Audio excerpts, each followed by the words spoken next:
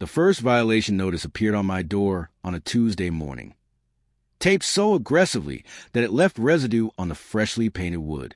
I stood there in my bathrobe, coffee mug in hand, staring at the official-looking document with the HOA letterhead emblazoned across the top. Notice of violation. Unauthorized pet, it read. Resident at 2847 Maple Grove Lane is in breach of HOA Covenant Section 7.3.2 regarding undisclosed pet ownership. A large dog has been observed on the property without proper registration.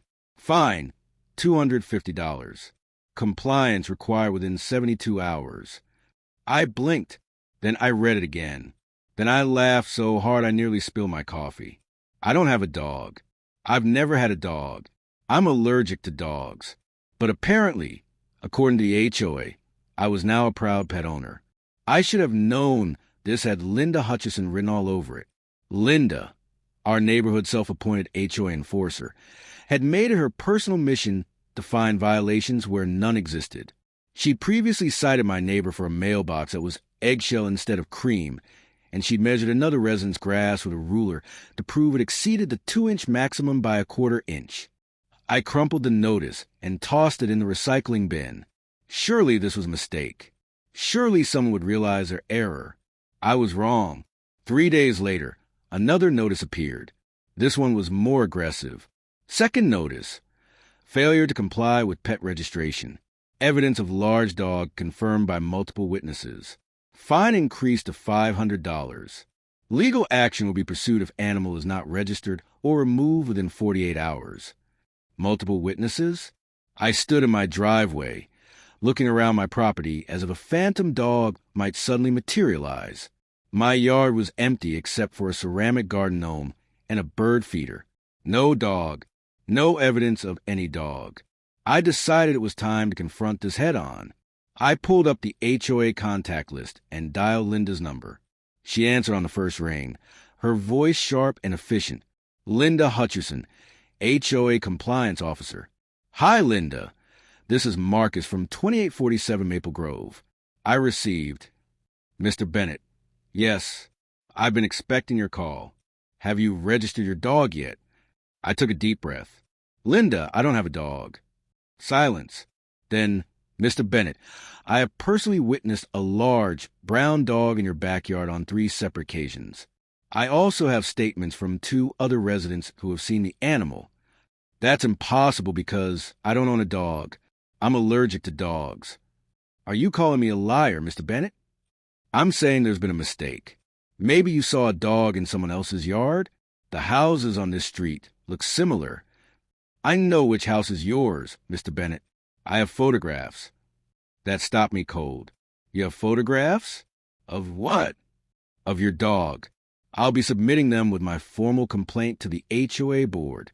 I suggest you retain legal counsel. She hung up. I stood there, phone in hand, completely baffled. Photographs? Of a dog I didn't own?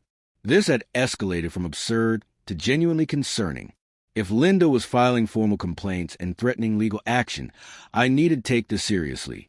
That evening, I went door to door to my immediate neighbors. Mrs. Chun, who lived to my left, shook her head when I asked if she'd seen a dog in my yard. No dog, she said kindly. But Linda came by asking me to sign something saying I'd seen one. I told her no. I see you every morning. Marcus, you leave for work, you come home. No dog. The plot thickened. Linda wasn't just mistaken. She was actively soliciting false statements. My neighbor to the right, Tom, had a similar story. Yeah, she came by with his clipboard. Said something about HOA violations and community standards. I told her I hadn't seen any dog. She seemed annoyed. Armed with this information, I decided to attend the next HOA board meeting. It was held in the community center on Thursday evening. About 20 residents filled the folding chairs, and Linda sat at the front table with 3 board members, a stack of folders in front of her. When the floor opened for new business, Linda stood, clearing her throat dramatically. I'd like to address a serious compliance issue, she began, opening one of her folders. We have a resident who is flagrantly violating our pet policy. Despite multiple notices, Mr. Marcus Bennett continues to harbor an unregistered large dog on his property. She pulled out several printed photographs and held them up for the board to see. I leaned forward, squinting at the images. My jaw dropped. The dog in Linda's photographs was my neighbor's chocolate brown lawn ornament. It was a life-size decorative statue of a Labrador that Mrs. Chen's daughter had given her as a gift. It sat in Mrs. Chen's garden, which was visible from the side of my property. I couldn't help it. I started laughing. It began as a chuckle, then built into full-blown laughter. I doubled over my chair, tears streaming down my face. The absurdity of it all, the violation notices, the threats of legal action, Linda's absolute conviction that she caught me red-handed. It was too much. Linda's face turned crimson. "Mr. Bennett, this is not a laughing matter. That's not a dog." I managed between gasps. "That's Mrs. Chen's garden statue." The room fell silent. Several residents pulled out their phones, looking up at Linda's photographs and then at me. One of the board members, an older gentleman named Harold, reached for the photos. He studied them carefully, then looked up at Linda. "Linda, is this statue the dog you've been reporting?" "It's clearly an animal," Linda insisted, her voice rising. "I've seen it move." "It's concrete," I said, wiping my eyes. "It weighs about 40 pounds. It doesn't move." I saw it in different positions. Mrs. Chun, who had attended the meeting, stood up. "My daughter turns it to face different directions when she visits. She thinks it's funny. It's a garden decoration." The room erupted in murmurs and stifled laughter.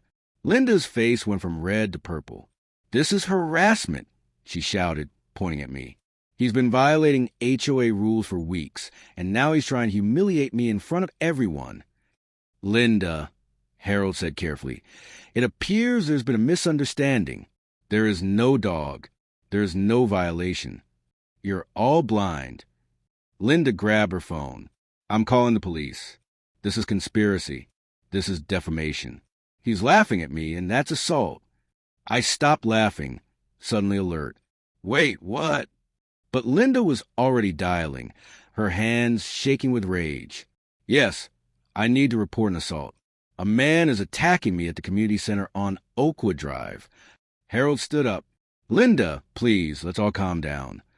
He assaulted me with laughter. He humiliated me in public. I want him arrested." The next 15 minutes were surreal. 2 police officers arrived, looking confused as they entered the community center.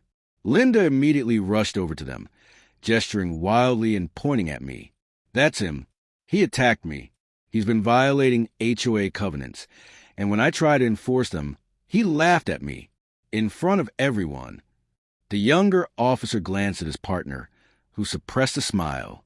"Ma'am, laughing isn't a crime. It's assault, verbal assault, emotional assault." The senior officer addressed the room. "Can someone explain what's happening here?" Harold stepped forward and calmly explained the situation, the violation notices, the photographs of the statue, the misunderstanding. The officer listened, nodding occasionally, and then asked to see the photographs. When he saw the image of Mrs. Chen's concrete Labrador, he pressed his lips together tightly, clearly trying not to laugh himself. "Ma'am," he said to Linda, "this appears to be a civil matter regarding HOA rules, not a criminal issue. And I can confirm that laughing, even in a way that hurts someone's feelings, is not assault. But he's breaking the rules. Someone has to enforce community standards." The officer's expression softened slightly. "I understand you care about your neighborhood, but there is no dog, there's no violation, and there's no crime here tonight." Linda stood there, trembling, her carefully constructed case crumbling around her. The officers left after confirming no one needed any assistance, and the meeting slowly dissolved as residents filed out, many of them glancing back at Linda with mixtures of pity and amusement. Harold approached me as I gathered my things. "Mr. Bennett, on behalf of the board, I apologize for this entire situation. We'll be sending you a formal letter clearing you of all violations and refunding any fines you may have paid." "I didn't pay them," I said. "I knew I didn't have a dog." He smiled wearily. "Smart man. We'll also be reviewing our enforcement procedures. This got out of hand." As I walked to my car, I saw Linda sitting alone in the parking lot, still clutching her folder of photographs. For a moment, I almost felt sorry for her. She'd been so certain, so convinced of her rightness, that she'd never stopped to question whether she might be wrong. But then I thought about the stress she'd put me through, the threats of legal action, the violation notices, and the attempt to have me arrested for laughing. My sympathy evaporated. I drove home, parked in my driveway, and looked over at Mrs. Chen's garden. The concrete Labrador sat there, eternally patient, facing toward the street. I walked over and patted on the head. "Thanks for being a good boy," I said. "You're the best imaginary dog I never had." From that day forward, Linda never filed another violation notice against me. In fact, she stopped being the HOA compliance officer entirely, resigning quietly a month later. The neighborhood became noticeably more peaceful. And Mrs. Chen's daughter?